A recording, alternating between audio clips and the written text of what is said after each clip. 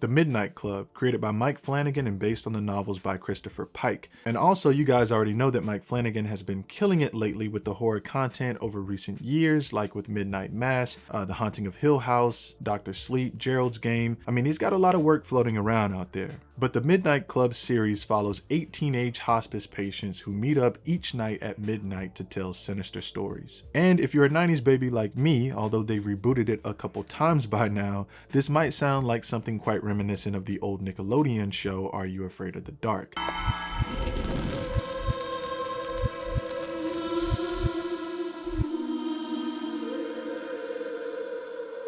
You know, teenagers meeting up at night and telling ghost stories. Now, I'm not too familiar about what the new Are You Afraid of the Dark episodes have become, but when I was watching it, it wasn't anything like this. You know, the kids weren't terminally ill, and there wasn't really any super deep underlying stories about the kids, you know, outside of the stories that they would tell. But if you enjoyed that format, then the Midnight Club is like a upgraded version of that series. I mean, it's got much more serious conversations about life and death, life after death, and ghost, and the scares in it are pretty good for what it is. I mean, Mike Flanagan being the main creative authority behind this series was absolutely the right move. For sure. There's really not that many qualms I have about this series, honestly. I mean, some of the characters come off a little corny at times, and just the series as a whole feels more appropriate for teenagers, but of course it's going to feel that way because the source material were novels that were meant for that age range. So yeah, all I'm saying is just expect that going into this series if you also aren't that familiar with the source material like me. But I'm giving the Midnight Club an 8 out of 10.